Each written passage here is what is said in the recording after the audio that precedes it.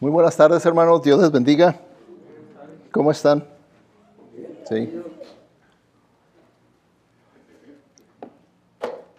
Dice, anda ahí un dicho, ¿verdad?, por las redes sociales que es un dicho que usa la compañía de café, el Folgers. Y dice, ¿qué es lo mejor que puedas tener en la mañana? Dice, una taza de café y saber que Trump ganó.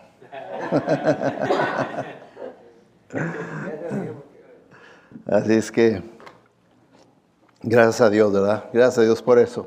Bueno, estamos yendo, no cierren sus Biblias, ¿verdad? Ahí la tienen en el libro de Santiago, capítulo 3, versículo 13 al 18, es la parte que vamos a cubrir, ¿verdad?, en este mensaje. Y el tema principal, haciendo un resumen de lo que hemos visto, es las características de un cristiano maduro. Y recuerden que la palabra madurez es sinónimo de espiritualidad. O sea, ¿quién no quiere crecer en espiritualidad? ¿Okay? Madurez habla de nuestro carácter, ¿verdad? Entonces, la razón por la que queremos crecer en madurez, porque es también sinónimo de parecerme más a Cristo. Entonces, si yo me quiero parecer más a Cristo, yo tengo que crecer en madurez.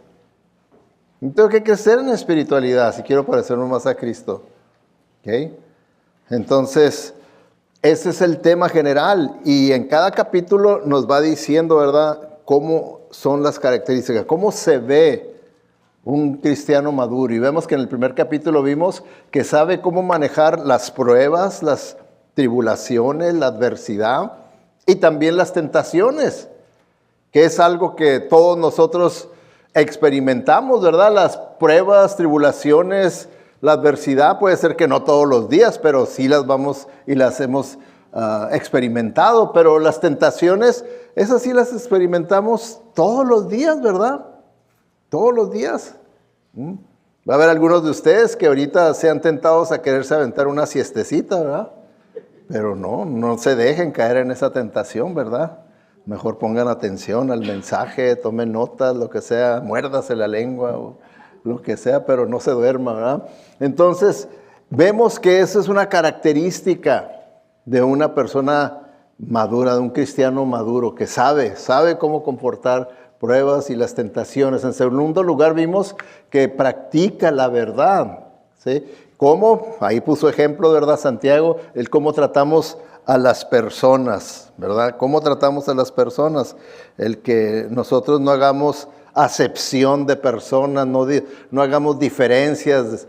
Y pone el ejemplo, ¿verdad?, de si llega una persona que sabemos nosotros que es famosa y que tiene dinero, y a esa le damos atención especial aquí en la iglesia, y llega una persona, ¿verdad?, vestido harapiento, ¿verdad?, y a ese ni le ponemos atención, ¿verdad? Al contrario, hasta con cierta clase de desprecio se le puede tratar.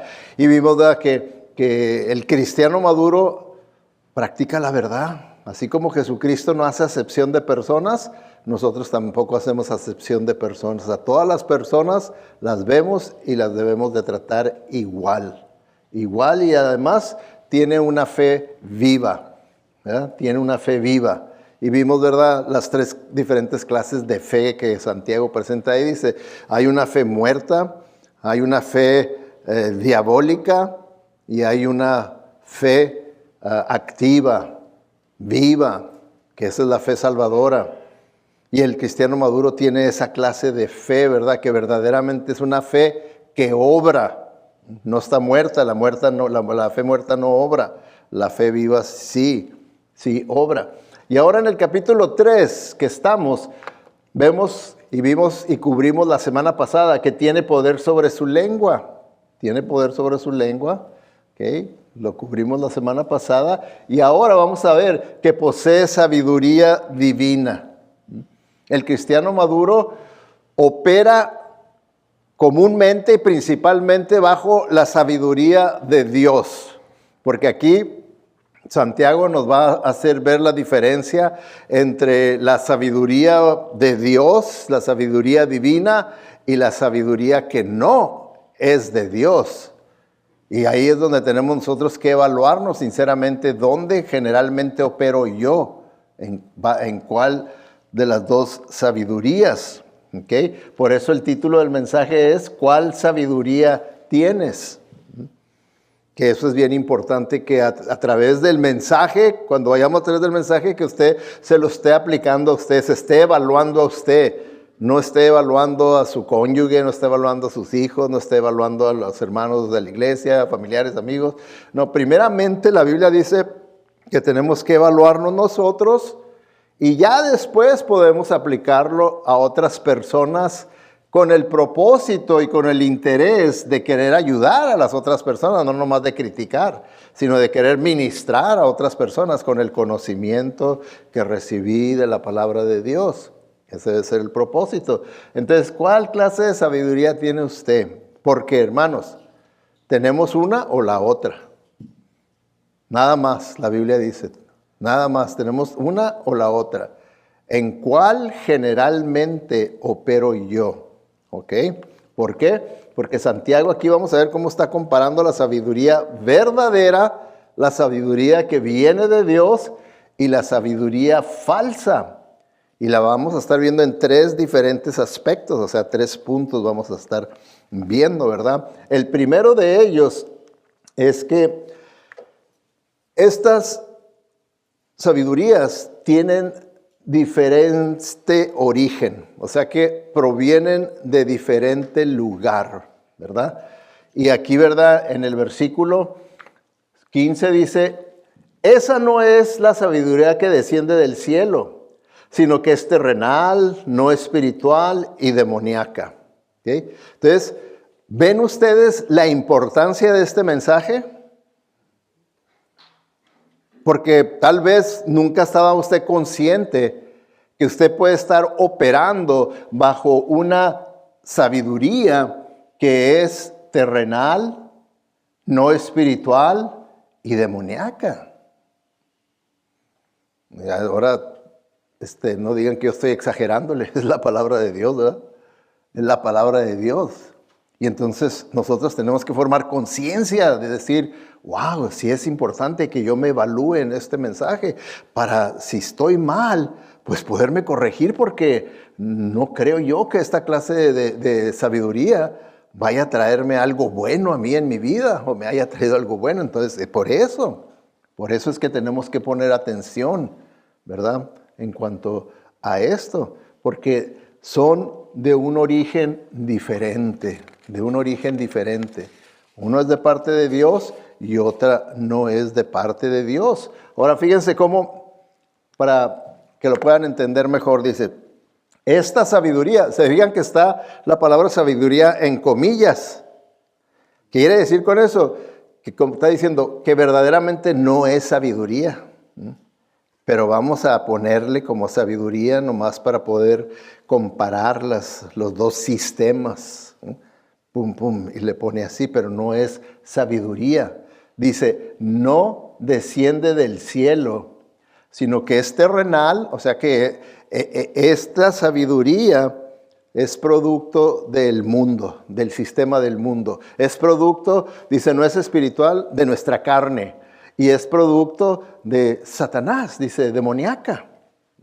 Sabemos que estos son los 3 enemigos del creyente. Estos son los 3 enemigos. Satanás es el que está detrás de la escena, orquestando todo. Y él está influenciando para que se forme un sistema de creencias, de estilos de vida, que es lo que le llamamos el mundo. Ese sistema de una sociedad que no vive de acuerdo a los valores bíblicos.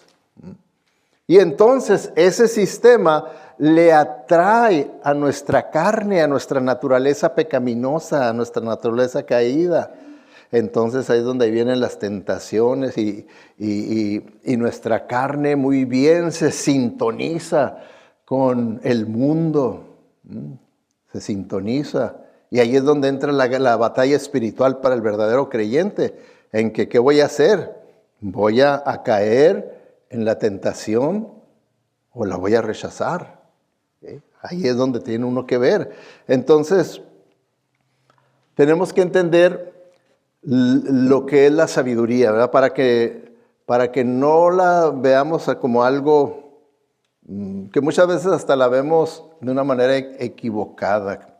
Miren, la sabiduría celestial, la que dice ahí que desciende de lo alto, la sabiduría de parte de Dios, es la interpretación y aplicación correcta de la verdad de Dios. ¿Okay? Porque, hermanos, tenemos nosotros que diferenciar. ¿Usted cree que es lo mismo conocimiento que sabiduría? ¿Sí o no? Para la Biblia no es lo mismo. Y sin embargo, mucha gente cree que una persona con mucho conocimiento dice, esa persona tiene mucha sabiduría, porque tiene mucho conocimiento, porque esa persona tiene mucha educación y sacó muchos doctorados y ya creemos que es una persona muy sabia. No, es una persona con mucho conocimiento. ¿Okay? Ahora, el conocimiento, hermanos, el conocimiento es pasivo.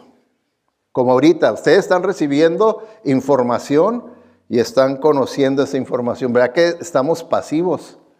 Es pasivo el conocimiento. Pero la sabiduría es activa. La sabiduría es práctica. O sea que cuando ustedes están aquí y reciben conocimiento y cuando salen allá, tienen que practicarlo para que se convierta en sabiduría. Para que se convierta en sabiduría. Por eso la sabiduría celestial es la interpretación correcta de la verdad de Dios. Lo que usted aprendió ahorita aquí, el reto va a ser que lo interprete en su vida durante la semana, que lo interprete correctamente la palabra de Dios para que lo aplique correctamente. Si usted hace eso, lo aplica y lo interpreta y lo aplica correctamente, usted está operando con la sabiduría divina. Pero la sabiduría que no es la divina, que es la carnal, la terrenal, la demoníaca, esa sabiduría es la interpretación y la aplicación incorrecta de la verdad de Dios. O sea que conocemos, recibimos la información correcta, ¿sí? Pero luego no la interpretamos a la hora de vivir, no la interpretamos de una manera bíblica y terminamos aplicando y viviendo no de acuerdo a esas verdades bíblicas. Por lo tanto, operamos en la sabiduría que es la falsa sabiduría. Entonces, Santiago aquí nos está haciendo ver que es algo bien importante que nosotros podamos asegurarnos. Ahora, hermanos, hay 4 áreas de la vida que son las básicas, las fundamentales y donde envuelve toda nuestra vida. Entonces, lo que quiero que veamos es cómo interpreto y aplico la verdad que conozco a cada una de estas áreas de la vida. ¿Ok? Bien importante. Primeramente, ¿cuál es lo más importante para la vida del creyente? ¿Qué debe ser nuestra prioridad número 1? ¿Cuál es el mandamiento más grande de todos? Dios, ¿verdad? Entonces, Dios. ¿Cómo interpreto y aplico la verdad acerca de Dios? ¿Cómo? Y luego, en segundo lugar, vienen las 3 instituciones que Dios estableció aquí en el mundo. Hay 3 instituciones que Él estableció, son divinas. ¿Cuál es la primera? La familia. ¿Okay? Entonces, ¿cómo interpreto y aplico la verdad que yo conozco de la Biblia acerca de la familia? ¿Lo interpreto y lo aplico de una manera correcta? Sabiduría de Dios. De una manera incorrecta, sabiduría falsa. ¿Okay? Lo mismo, la iglesia, otra de las instituciones que Dios estableció. Y, en cuarto lugar, el gobierno. ¿Okay? El gobierno. Esas 4 áreas, ahí es donde nos movemos y vivimos todos. De una manera u otra, ahí estamos envueltos en todo eso como creyentes. Vamos a ver una por una para que podamos nosotros reflexionar. Por supuesto que no voy a entrar detalladamente en cada una de ellas porque cada una de ellas puede ser una serie de mensajes, ¿verdad? Entonces ahorita en un solo mensaje rápidamente vamos nada más a analizar con el propósito de que nosotros nos evaluemos. ¿Dónde principalmente opero yo? ¿Con una sabiduría divina o la sabiduría falsa que no es la de Dios? ¿Ok? Bueno, vamos a comenzar con Dios. En Romanos, ahí en el capítulo 1, nos habla de la humanidad, cómo ha respondido al conocimiento de Dios. ¿Cómo ha respondido? Porque dice la Biblia ahí que Dios se ha dado a conocer a todos. Y dice que se dio a conocer a todos nosotros, se ha dado a conocer a través de la conciencia y a través de la creación. Se ha dado a conocer. Y dice, sin embargo, después de que Él se ha dado a conocer de esas maneras, aunque lo sabían muy bien, o sea que sí existe Dios, que sí existe Dios, dice, no quisieron ni adorar a Dios ni darle gracias. Al contrario, se pusieron a concebir ideas necias y en consecuencia sus necios entendimientos se oscurecieron. Al creerse sabios, se volvieron aún más necios. Más necios. Entonces, ¿se fijan ustedes cómo aquí la palabra de Dios nos dice la importancia de cómo nosotros, qué concepto tengamos de Dios, cómo interpretemos el conocimiento que tenemos de Dios, cómo lo interpretemos, cómo lo vivamos? Vea que acabamos de cantar un canto, ¿verdad? Cuán grande es Él. Ahora la pregunta es, ¿qué tan grande es para usted Dios? Porque sí, ¿verdad? En forma general cantamos cuán grande es Él porque Él es,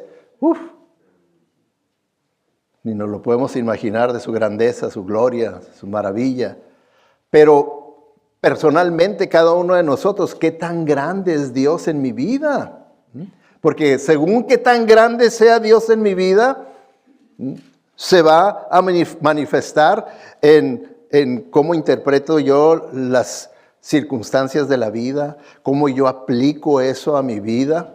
Y ahí va a determinar si opero en una sabiduría falsa o en la sabiduría de Dios. Porque dice ahí, ¿verdad?, que al operar con una falsa sabiduría, la humanidad dice aquí que no le quisieron ni adorar.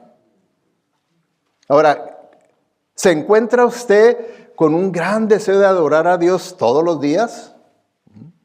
¿Se encuentra usted con un gran deseo de adorar a Dios, de querer entrar en su palabra para tener comunión con Él, adorarle, que Dios le hable y usted le habla a través de la oración y tener comunión con Él y cantarle a Él, aunque esté desentonado, pero le canta al Señor? ¿Tiene usted ese deseo o puede pasar toda la semana y venir a la iglesia aquí y pensar que la adoración es nada más aquí el domingo, al mediodía y a medio gas? ¿Cómo opera usted en esta área, verdad, de Dios en su vida? En la sabiduría de Dios, ¿verdad? De lo que conoce acerca de Dios, verdaderamente tiene un impacto grande en su vida que se ve en el estilo de su vida. Dice que no quisieron adorar a Dios, dice ya ni siquiera darle gracias. Ya ni siquiera darle gracias. ¿Qué tan agradecido usted está a Dios por todas sus bendiciones? Por todas sus bendiciones. ¿Verdad que ha provisto para nuestras necesidades? Ahora dígame, si usted es un creyente, ¿usted se merecía el perdón de pecados y la salvación? ¿Se lo merecía? Entonces no debemos de estar súper agradecidos. Súper agradecidos. ¿Y cómo se manifiesta ese súper agradecimiento? De tal manera de decir, Señor, yo sé que no te puedo pagar por lo que tú has hecho por mí, pero ahora yo voy a hacer tu voluntad. Así es como la Biblia enseña que nosotros no le podemos pagar, pero ese agradecimiento sí puede, si es verdadero y es un agradecimiento espiritual con la sabiduría de Dios nos mueve a hacer la voluntad de Dios, nos mueve a hacer lo que Él nos está llamando, pidiendo. Y hay muchas cosas que el Señor nos llama. Hermanos, ¿cuántas veces no hemos estado anunciando, hermanos, necesitamos ayuda ahorita en el culto de español? ¿Quién ayude a un maestro de preescolares nada más? Un mes sí, un mes no. ¿Quién ha respondido? Nomás piense, ¿usted respondió a ese llamado? Y todos podemos decir, no, pues alguien más que lo haga, alguien más que lo haga. Ahora yo no estoy diciendo que usted no hace nada tampoco, ¿verdad? No. Pero puede ser que alguien que sí no tiene nada, usted es el que puede hacerlo. Si no tiene nada, puede hacerlo, ¿por qué no? ¿A poco no puede estar ahí con los niños y ayudar al maestro con los niños? ¿No podrá hacer eso? Es una gran bendición. Para mí fue de gran bendición ser maestro de los niños. Fue lo primero que yo hice en enseñanza. Y ¿saben? Eso me ayudó a mí, hermanos. Me ayudó a mí al estudiar, porque yo sabía que tenía que venir y enseñarles a los niños. Me ayudó a saber, que el Señor me guió, cómo poder explicar lo más claro posible la palabra de Dios, porque eran niños. Y entonces, pues, eso me ayudó a poder aprender cómo hacerlo también con los adultos, poder explicar lo más claramente posible lo que es tal vez es difícil de entender, hacerlo fácil de entender. Entonces, Dios bendice cuando nosotros obedecemos. Pero si nosotros nomás decimos, no, pues yo confórmense con que venga y punto. Entonces, nuestro concepto de Dios dice, ni darle gracias, dice, al contrario, dice, se pusieron a concebir ideas necias y en consecuencia sus necios entendimientos todavía se oscurecieron más.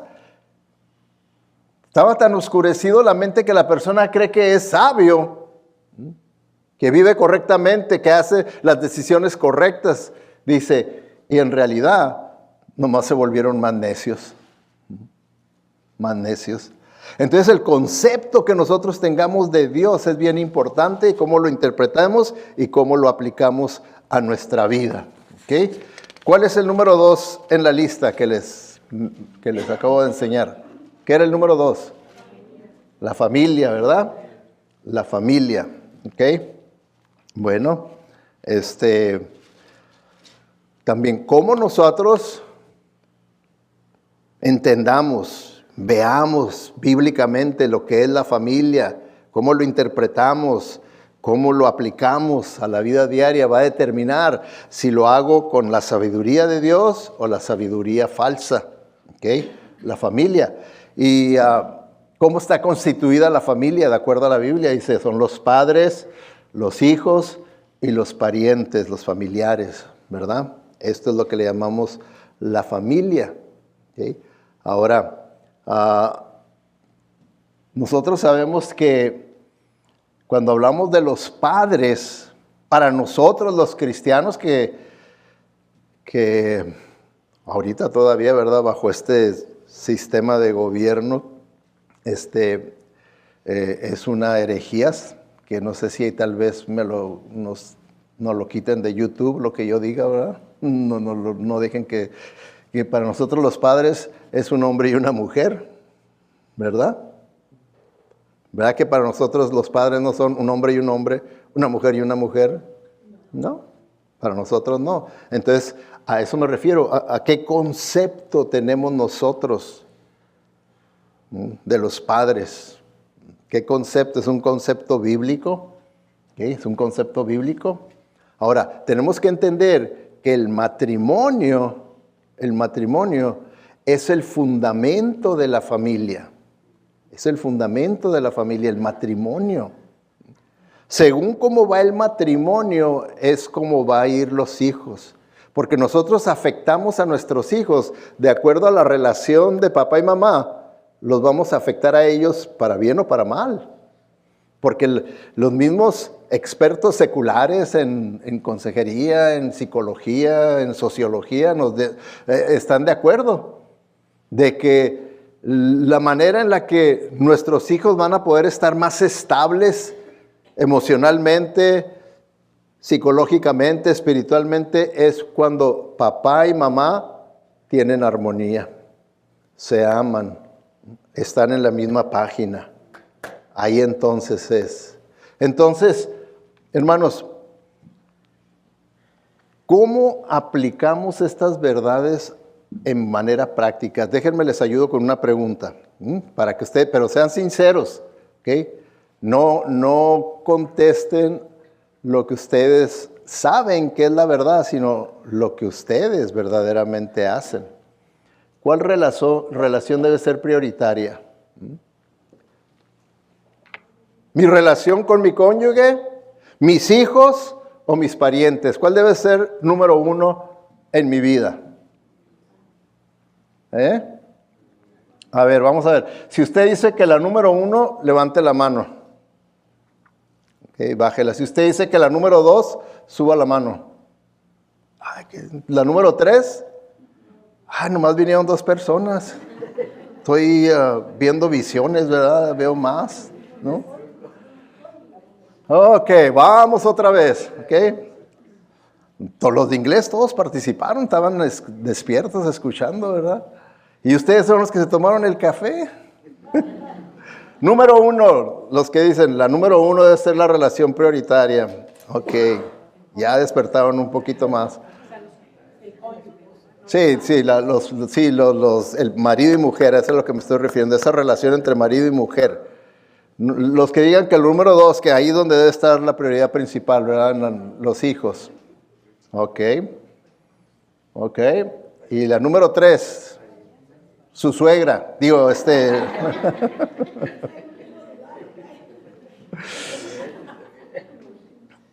Se fijan, hermanos, aquí, si ustedes fijaron, estábamos divididos.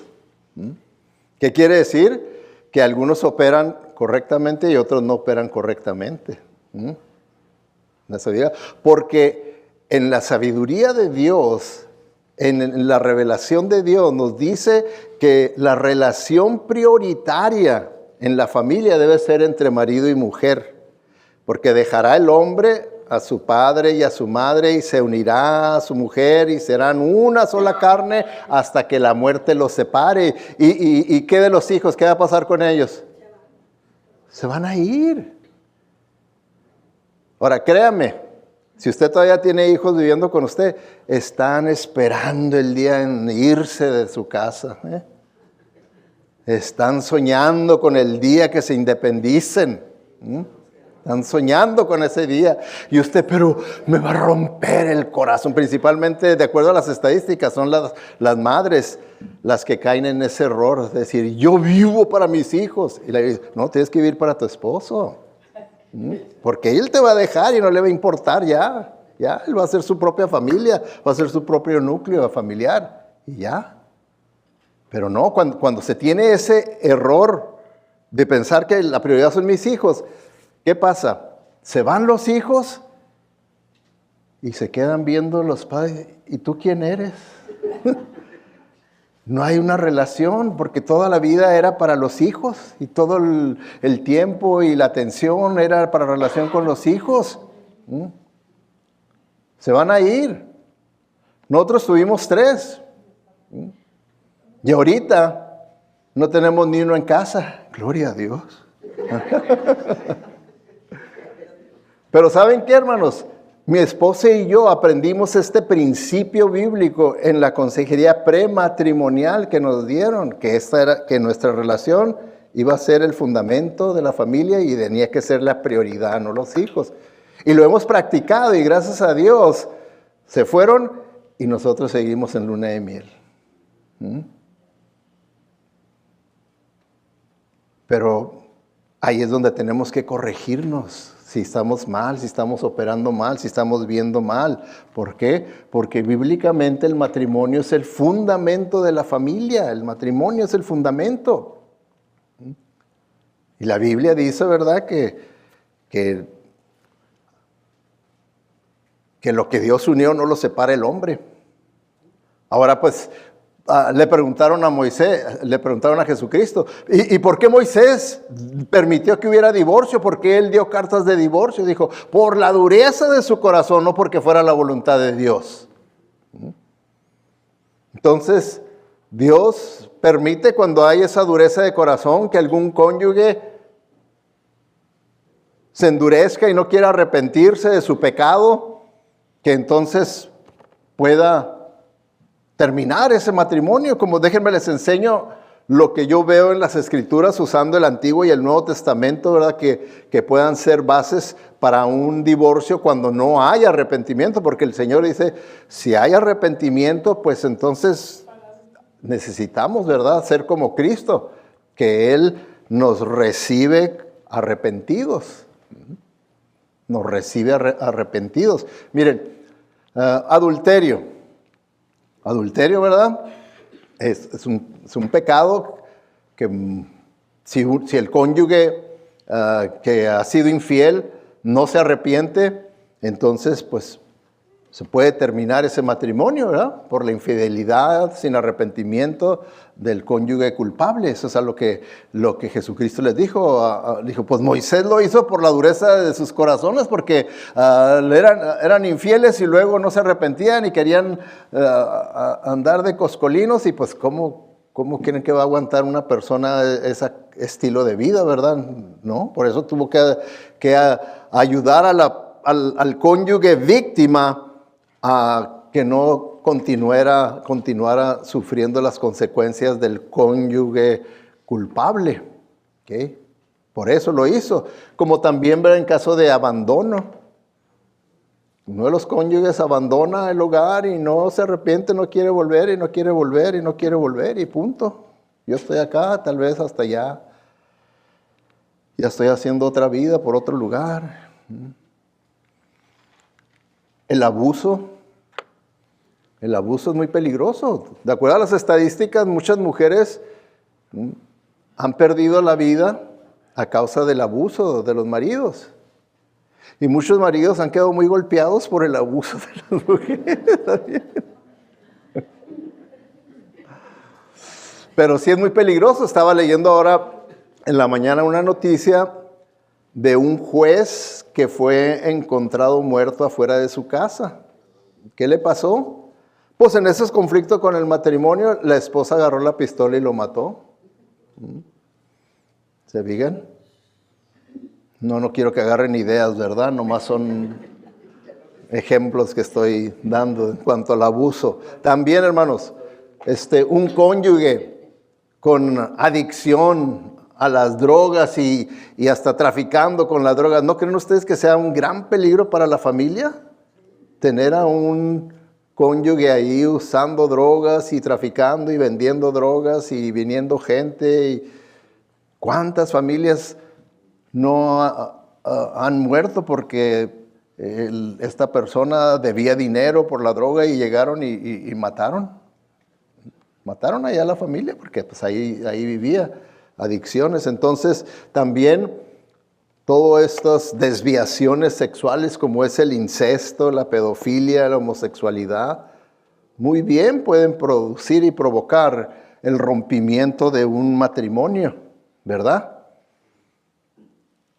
Pero por lo general, hermanos, muchas veces aún cristianos se divorcian por cualquier cosa, ¿no? Porque ya me cayó bien gordo, o me cayó bien gorda esta vieja, o este viejo ya me cayó bien gordo, ya me tiene bien cansado. Y ya por cualquier cosa, ¿verdad? Por cualquier cosa ya, yo me divorcio, yo quiero liberarme, ya he aguantado mucho, ya le he aguantado mucho, esto y lo otro, y no se compone, y esto y lo otro. ¿Y qué es eso? ¿Sabiduría de Dios o sabiduría humana? Carnal, del mundo, satánica. Tenemos que tener cuidado, ¿verdad? Cómo operamos en el área de la familia, ¿verdad? Tenemos que tener cuidado. ¿Okay? Ahora, ¿cuál era el siguiente punto en la lista que les di? Teníamos a Dios, la familia, okay, la iglesia. Que tenemos aquí que ver cómo yo interpreto la iglesia y cómo la vivo con la sabiduría de Dios o la sabiduría humana, dice ahí en 1 Timoteo 3:15. Así, aunque me tarde, es el apóstol Pablo hablándole a Timoteo, aunque me tarde en venir de ir a visitarlos allá a la iglesia en Éfeso, sabréis cómo vivir en la familia de Dios, que es la iglesia del Dios vivo, fundamento y columna de la verdad. ¿Cómo veía el apóstol Pablo a la iglesia? ¿Como algo insignificante o algo tremendo? Algo grande. ¿Cómo la veía? Fíjense nomás cómo dice él, que la iglesia es la familia de Dios. O sea que tenemos que tener cuidado, ¿verdad? ¿Por qué nos decimos hermanos? ¿Nomás porque no sabemos el nombre de los unos con los otros nos decimos hermanos? ¿O porque verdaderamente creo que somos la familia de Dios? Y saben que somos familia eterna. Porque tengo familiares de sangre que va a ser tal vez familia temporal, porque no van a ir a la presencia del Señor. Pero tengo familia que tal vez no sean de sangre, pero en la sangre de Cristo Jesús sí son mi familia. Y van a ser eterna familia allá en el hogar celestial. Entonces, ¿cómo yo veo la iglesia? Porque fíjense, dice la iglesia del Dios vivo. Y fíjense lo que dice que la iglesia es el fundamento y las columnas que sostienen la verdad. ¿No es algo muy importante? Así es como usted ve la iglesia. Así es como usted interpreta lo que sabe de la iglesia. Así es como usted vive lo que sabe de la iglesia. Ahora, si nosotros así vemos la iglesia de esta manera como Pablo la ve, ¿cree usted que pueda haber lugar en el corazón de un cristiano que ve así la iglesia que se acostumbre a llegar tarde a la iglesia? ¿Cree usted? No, hermanos, porque su concepto de la iglesia es más pobre que esto. Es más pobre. Porque es más rico el concepto de mi trabajo, donde no llego tarde, porque allí hay un beneficio económico. Y ahí me van a pagar. Pero en la iglesia, ahí podemos llegar tarde a la hora que sea. Y es que, hermanos, es que yo soy mexicano. Dígame usted, ¿usted es mexicano o es cristiano? ¿Qué es lo que es primero? ¿Qué es? ¿Mexicano o cristiano? Entonces, si nos vemos como cristianos, tenemos un compromiso con Cristo.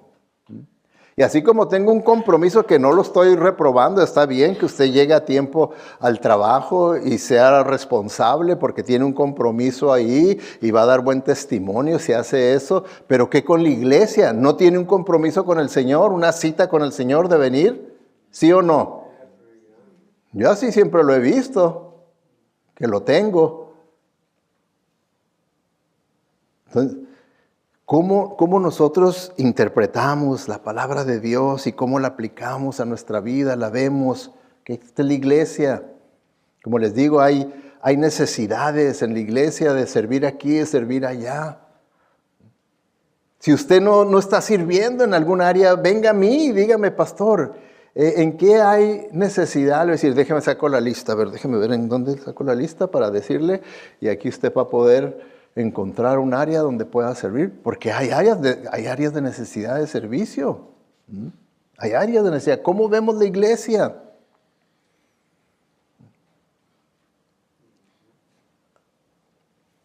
Ahorita, hermanos, yo como lo veo, esta es la temporada en la que tenemos que mejorar el edificio de la iglesia, todas las propiedades. ¿Por qué? Porque ya se fue el calor, ya vino un buen clima, podemos trabajar afuera, hay muchas cosas que se tienen que hacer allá afuera, ¿verdad? Entonces, pero va a depender de cómo yo vea la iglesia.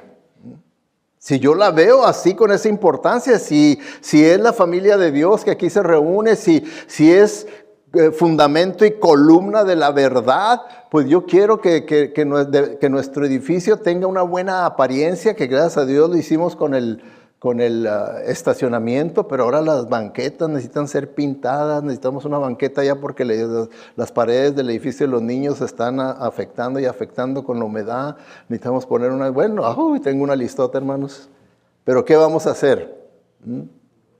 No tenemos dinero para pagar a alguien que lo haga.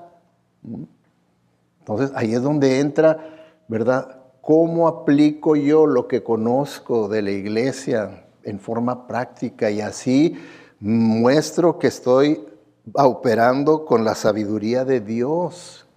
Como les digo, la sabiduría ya es práctica, es activa, el conocimiento es pasivo. Y muchas veces nos conformamos con conocimiento pasivo. Ahí se va a quedar. Se convierte en sabiduría cuando lo pongo en acción correctamente.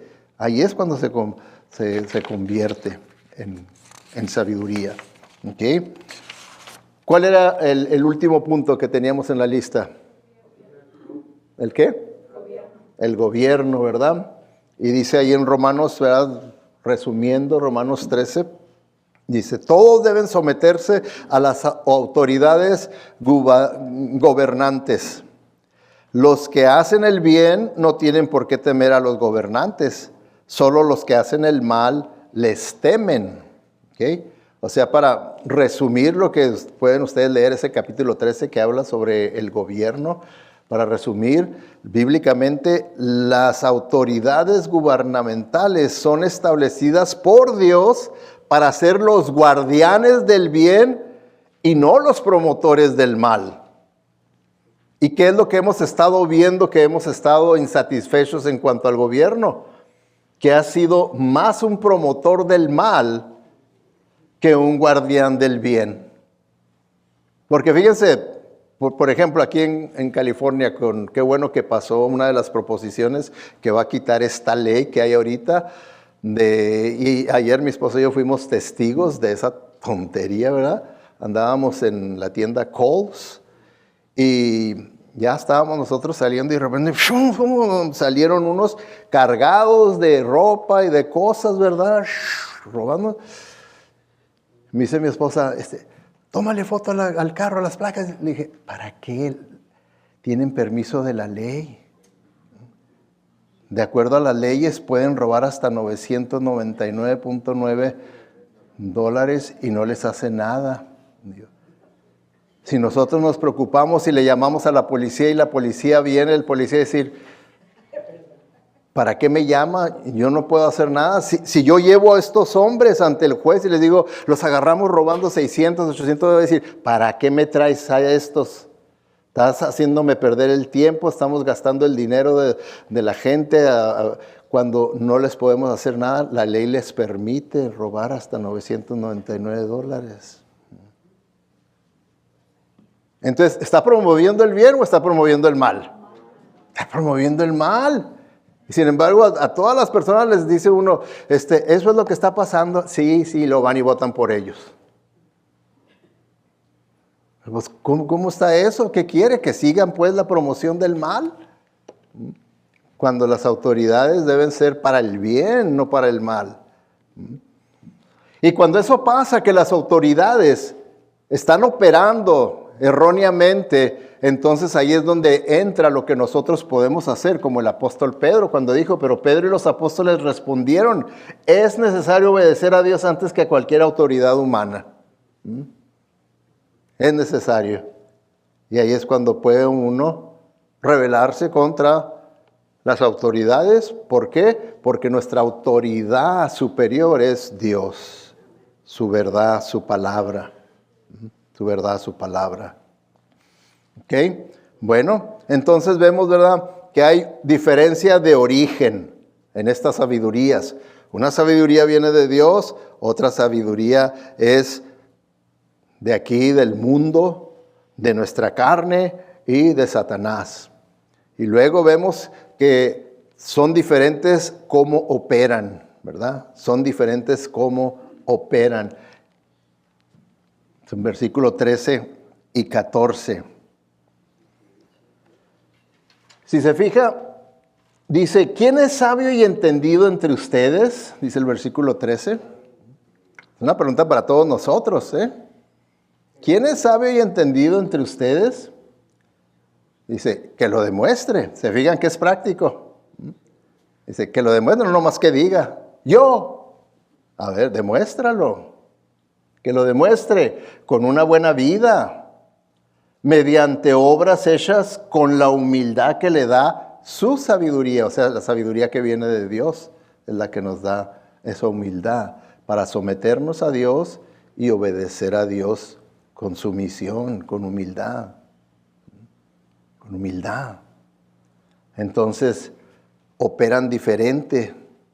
La sabiduría que viene de parte de Dios se ve con una buena vida, que uno tiene una buena vida.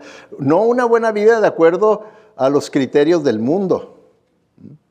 A los criterios del mundo, porque muchas veces he visto personas, que hasta he platicado con ellos, que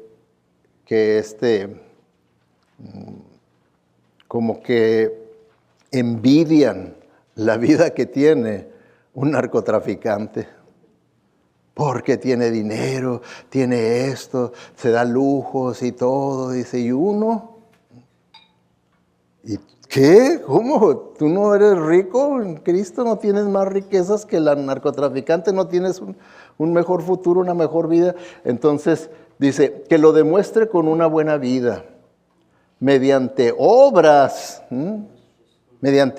hechas con la humildad que le da su sabiduría. Obras que son sinceras del corazón, con el deseo de glorificar a Dios, de obedecer a Dios, porque Dios dice que desde que me escogió, antes de la fundación del siglo, del mundo, dice que Él entonces ya estableció las buenas obras que Él quería que nosotros hiciéramos. ¿Okay? Entonces, con esas obras que Dios estableció desde antes, que Él quiere que nosotros hagamos, dice, son las obras que se hacen con humildad y que muestran sabiduría. O sea que tengo el entendimiento correcto de la palabra de Dios y lo estoy aplicando correctamente a la vida diaria. Entonces, ¿se fijan? Operan de diferente manera. Son opuestos. Aquí uno ve una buena vida, buenas obras, sabiduría de parte de Dios, y el otro lado de la moneda, dice el versículo 14, pero si ustedes tienen envidias y rivalidades que les amargan el corazón, no tienen de qué presumir, no falten a la verdad creyendo que son sabios. Si uno tiene una vida de puro conflicto, y conflicto, y conflicto en el hogar, y conflicto en el hogar, y conflicto en el matrimonio, y conflicto con los hijos, y conflicto con los hermanos de la iglesia, y conflicto por acá, y conflicto por allá, dice, no digas que tienes la sabiduría de Dios. No digas que tienes la sabiduría de Dios. Por eso dice, no tienes nada de qué presumir. Estás faltando a la verdad, te estás engañando a ti mismo. Entonces, vemos, ¿verdad?, que operan, funcionan de manera opuesta. Y la pregunta es, otra vez, ¿cómo comúnmente opero yo? ¿En la sabiduría de Dios o en la sabiduría humana? ¿Cómo comúnmente opero yo? Y número 3, y por último, tienen diferencias en los resultados. Van a tener frutos diferentes, resultados diferentes, ¿verdad? ¿Cómo opera una? ¿Cómo opera la otra? Pues dice, pues donde hay envidias y ambiciones egoístas, también habrá desorden y toda clase de maldad. Entonces, el resultado de esa falsa sabiduría va a traer desorden y toda clase de maldad. Toda clase de maldad. Y le pone ahí toda clase de maldad porque para cada uno de nosotros pues es diferente. No se pone a decir de esta y de esta y de esta maldad, porque la lista es bien larga de maldades que hay, ¿verdad? Pero dice, para que tú te lo apliques a tu vida, es evalúate a ver qué clases de maldades. Nomás que saben cuál es el problema, hermanos, que sucede. Es que si una persona creció en un hogar disfuncional, cree que eso es normal. Y entonces cuando ya hace su propio hogar, lo hace disfuncional, creyendo que así es normal. Por eso es bueno la palabra de Dios, porque la palabra de Dios me corrige, me hace ver lo que es funcional y lo que es disfuncional. Ya en donde entra ya la guerra de las sabidurías. ¿Cuál voy a seguir yo? ¿En la que crecí, la que vi, en la que me impuse disfuncional?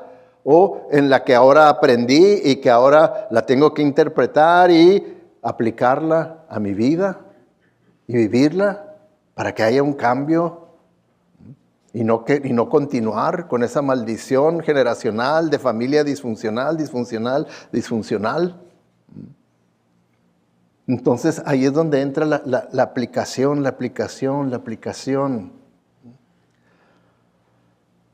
Diferencia de resultados, desorden y toda clase de maldad. Ahora, el otro lado de la moneda dice, pues, porque son diferentes, ¿verdad? La está comparando las dos clases, dice versículo 18. Las personas que trabajan por la paz de una manera pacífica siembran una buena cosecha de vida correcta. Dice, ¿qué diferencia? Esta persona va a ser un campesino que está sembrando semilla, que el fruto va a ser una vida correcta. Una vida correcta. ¿No es eso lo que queremos? Pues solamente haciendo esto, ¿verdad? Lo que dice Santiago. Siguiendo la sabiduría de Dios. Lo que sabemos de la palabra de Dios, que verdaderamente lo interpretemos correctamente y lo apliquemos a nuestra vida diariamente. Y entonces entra la transformación de nuestra mente y de nuestro carácter, y vamos a crecer en madurez y vamos a crecer en semejanza a Cristo. ¿Okay? Entonces, ¿cuál sabiduría tienes? ¿La verdadera o falsa? ¿En cuál considera usted que opera más regularmente? ¿En la falsa o en la verdadera? Sea sincero, porque Dios sabe la verdad. Y Dios quiere, ¿verdad? Vimos ¿se acuerdan ustedes que uno de los mensajes que vimos se titulaba, no te mientas a ti mismo, no te engañes a ti mismo? Entonces, no debe uno de engañarse a sí mismo y ver verdaderamente. ¿Por qué? ¿Cuál sabiduría? Porque son bien diferentes, ¿verdad? Son diferentes en origen, son diferentes en cómo operan y son diferentes en resultado. ¿Ok? Son diferentes. Entonces, para resumir, hermanos, volverles a recordar lo clave, la sabiduría de Dios es la interpretación y aplicación correcta de la verdad de Dios. De la verdad de Dios. Y la sabiduría de los hombres es la interpretación y aplicación errónea de la verdad de Dios. De la verdad de Dios. Ahí tenemos, hermanos. ¿Pudimos entender lo que nos dice Santiago en esta porción? ¿Sí? Entonces, si ya lo entendemos, ahora, ¿qué debemos de hacer? Vivirlo. Si no lo vivimos, ¿qué dice la Biblia que somos? ¿Sabios o necios? Necios. Y si uno estudia el libro de Proverbios, ahí nos dice todas las consecuencias para el necio y todas las bendiciones para el sabio. Por eso me da gusto que los jóvenes comenzaron a estudiar el libro de Proverbios. Porque fue principalmente diseñado y escrito para los jóvenes, para que comenzaran con un fundamento fuerte, firme de sabiduría de Dios. Y es un libro práctico, pero también Santiago es un libro muy práctico que nos está diciendo cómo podemos nosotros madurar, crecer espiritualmente. pero está en nosotros. ¿Acaso no nos dio Dios ya todas las herramientas, todas las armas para ser más que vencedores? ¿Sí o no? Entonces, ni podemos culpar a Dios, ni podemos culpar a la iglesia, ni podemos culpar a nadie más que a nosotros mismos. Pero también podemos corregirnos, que ese es el arrepentimiento. Porque ¿saben qué, hermanos? Tal vez puede ser que usted se esté sintiendo mal, se sienta mal de decir, hijo, sí, yo he fallado aquí, he fallado acá, no estoy operando. Pero ¿saben qué es eso? Eso es remordimiento, el sentirse mal, de no estar viviendo como deberían de vivir, es remordimiento. Y es bueno, la Biblia dice que el remordimiento es bueno, pero que no se quede ahí, que ese remordimiento nos lleve al arrepentimiento. El remordimiento es pasivo, me siento mal. El arrepentimiento es activo, le doy la espalda a aquello que está mal y sigo lo que es correcto. Ese es el arrepentimiento. Pasivo, remordimiento, arrepentimiento activo. Que demos ese paso. Nos sentimos mal, hay que arrepentirnos. El Señor dice que si lo confesamos nuestro pecado, nos arrepentimos, Él es fiel y justo para perdonarnos y limpiarnos de toda maldad. Vamos a orar. Padre Celestial, te damos gracias, Señor, por tu palabra. Tu palabra es verdad, tu palabra es poderosa, tu palabra es una espada que sabemos que ha penetrado allá lo más profundo de nuestra conciencia y de nuestro corazón. Señor, ayúdanos a que respondamos de la manera correcta, de la manera sabia. Queremos verdaderamente crecer en madurez. Queremos parecernos más a tu Hijo Jesucristo. Sabemos que esa es la razón principal por la cual Cristo nos salvó, para que seamos para alabanza de su gloria. Ayúdanos pues, Padre Celestial, a que podamos nosotros corregirnos en cómo interpretamos y cómo verdaderamente vivimos la vida en las áreas de cómo te vemos a ti, cómo vemos a la familia, cómo vemos a tu iglesia y el gobierno. Todas esas áreas que sabemos que constantemente estamos envueltos en ella, cómo es que las vemos, las interpretamos y las vivimos, Señor. Ayúdanos a que lo hagamos de la manera de acuerdo a tu verdad, Señor, para ser sabios. En el nombre de Cristo Jesús te lo pedimos y para su honra y su gloria. Amén.